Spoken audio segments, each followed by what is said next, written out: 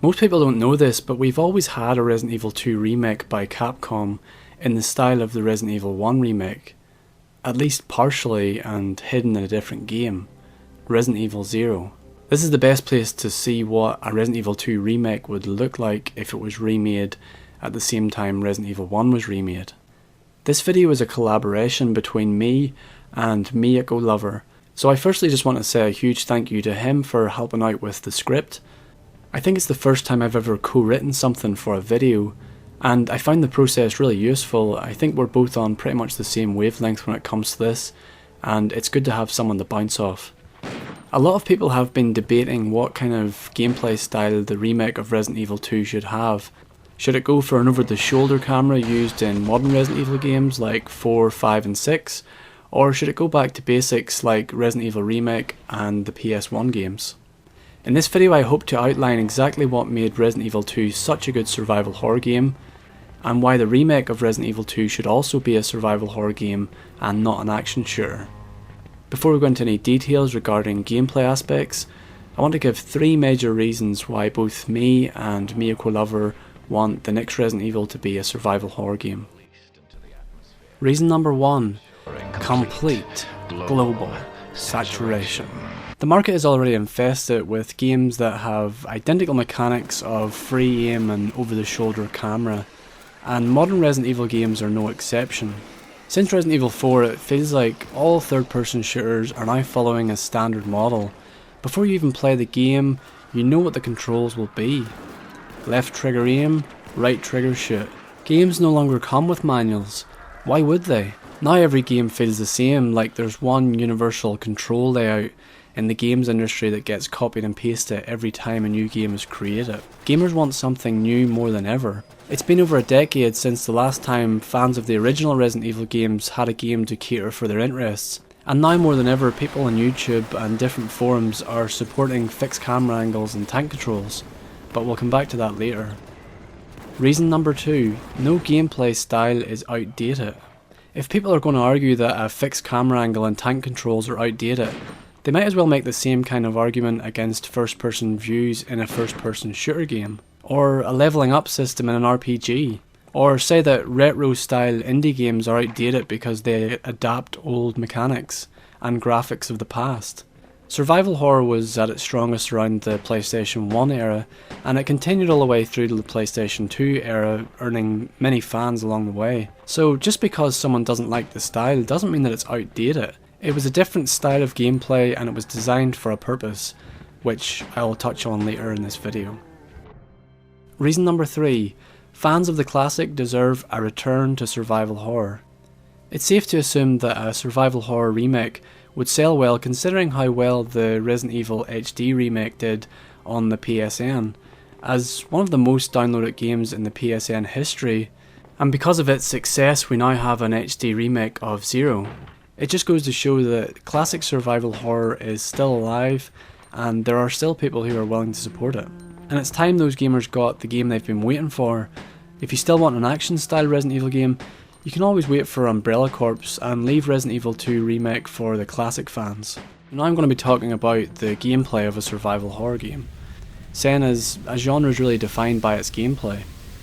Some survival horror games can work with an over-the-shoulder camera, but the game mechanics have to change to suit the freedoms of being able to control the camera. Cold Fear uses fixed cameras to build tension and give a cinematic feel, while only switching to free aim mode when you hold the aim button. So it makes a good balance and it makes it not feel like a flat out action game. In Cold Fear you could gain control of the camera, but the ship rocks back and forth making it disorientating, and you have to shoot the zombies in the head, that's a rule. In Alien Isolation you have complete control of the camera, but you have no control over the enemies because you can't kill them. The problem with simply applying an over-the-shoulder or first-person camera to Resident Evil 2 is that you have to change the other game mechanics, or it would quickly fall into the action genre. An over-the-shoulder camera angle would mean easier headshots, and the only way to balance this gameplay would be to increase the number of enemies on screen. And by the time you massacre hordes and hordes of them at once, the zombies would start to feel like an annoyance. and their credibility as a threat would diminish because they would have no chance against the player unless they gang up on you. Let me be clear, I'm not talking about pure numbers of zombies on screen. In Resident Evil there were parts where there were many zombies on screen at once, and that's fine. In fact, I would like the remake to feature more varieties of zombies, more rooms, lots of extras, but the last thing I want it to be is mindlessly holding down the trigger with no regards to ammo count and no fear from the zombies. In Resident Evil 2 the zombies were robust, and you needed to save your ammo, so you didn't want to waste on all of them. Let me give two distinct examples. This footage is from Resident Evil Operation Raccoon City, and it's a brilliant example of what a Resident Evil 2 remake with an over-the-shoulder camera angle would be like. There is absolutely no atmosphere or character to this part of the game. I'm just holding down the trigger and ammo is just falling at my feet, so there is absolutely no threat really. Compare that to Resident Evil 2 where there are only 2 or 3 zombies in this part, but you don't really have enough ammo and they're too robust even to kill. If people are not convinced by this loss of atmosphere argument that I'm building, then it's probably because the old survival horror games are kind of a lost art nowadays. So let's talk a little bit more about loss of atmosphere in modern horror games in general.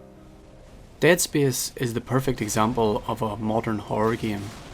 The setting is perfect for a survival horror, but it's only ruined by one thing: the gameplay style. While the game has a very dark and gloomy environment, it really doesn't matter because the character can easily kill hordes after hordes of enemies, let alone constantly finding overpowered weapons and enemies dropping ammo and health, plus the fact that you can upgrade your armour and weapons and you have an overpowered melee. But perhaps the worst gameplay mechanic for ruining the horror is you have a button to freeze the enemies and you can just walk right past them.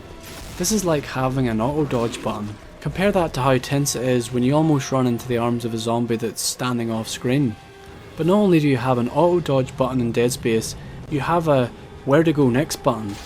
There is no maze-like environments in Dead Space because with the click of a button, the game shows you where to go next. It holds your hand. A game needs to have more than just blood, guts and a dark setting to work as a survival horror game. The original Resident Evil and Silent Hill games knew how to give you just enough abilities to survive without making the enemies complete pushovers, to the point where even if you had enough ammo, you could still die easily if you're not careful.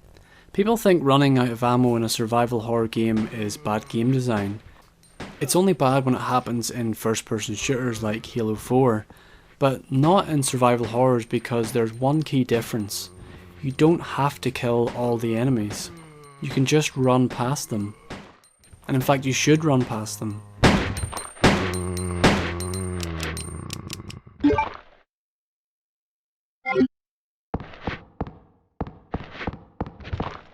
In the early classics like Resident Evil and Silent Hill, the non-linear level design and the open nature of them would allow unpredictable gameplay each time, depending on the player's skills and how they used ammo. The more you play it, the more knowledge of ammo placements you get, and on new playthroughs you could end up in different situations or locations with different amounts of resources. This gives a feel of uncertainty to newcomers and gives veterans a chance to plan ahead and think about how and when to use the ammo, which creates a deeper experience, and sadly this is a lost art now in modern horror games. An example of this would be The Evil Within, where the game design is so linear, you're given the required ammo in each of the sections, and you're always certain the game will give you the amount of ammo you need to finish a certain task. There's even one boss fight where little bugs spawn in to give you enough ammo to kill the boss. You don't even have to worry about saving ammo for the future encounters or worry about running out of ammo because you always know that as long as you pass each section you're guaranteed to restock. Another element of the original Resident Evil games was tank controls. These controls are there for a reason. Horror is the lack of control, so having precision aiming diminishes this lack of control. When you play an action game, the whole idea is based on how good you are at eliminating the targets, which is why the controls are designed to give you precision aiming, because your objective is to eliminate your target. Your skill at shooting in these kind of games are what matters. Survival horror games require you to do more than just live in the moment and eliminate the enemies in front of you, but you have to plan ahead and think about how to survive the different scenarios. Should I kill these zombies in this room? Can I get past this section without wasting my shotgun shells? Can I dodge these 2 zombies and save some ammo? Do I have to burn this zombie and waste my fuel canteen, or should I save that for later? All of these decisions are about your survival and your limited resources, and these resources can be found in a non-linear environment. This is the essence of a true survival horror game. Here are some final thoughts. The footage you're seeing on screen now is me fading in and out of Resident Evil 0 HD footage and original Resident Evil 2 footage, because ideally I would like the game to get the same treatment the Resident Evil 1 remake did on the GameCube. With the announcement of the Resident Evil 2 remake, I'm excited and nervous. At the time of making this video, it's unclear whether the remake will be a survival horror game or an action game. What worries me is that Capcom haven't made a survival horror in 13 years, the last one being Resident Evil 0 on the GameCube. This is a company that has many employees who have only made action games. My concern is not whether Capcom want to make a new survival horror game, but whether Capcom can make a new survival horror game. Judging by the reception that Umbrella Corp received, Capcom will have no choice but to start making survival horror games. Fans are looking for a different experience, and action games have become stale. Luckily, the groundwork for the original Resident Evil 2 is all there, all they need to do is polish it. So as long as they don't mess with the mechanics, this could be one of the best survival horror games ever made. Or remade.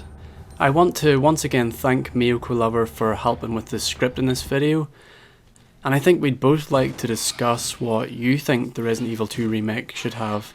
And really the best place to do that is just in the comments section of this video. Whether the Resident Evil 2 remake is a survival horror or an action game, I'm sure I'll make a video of it when it comes out.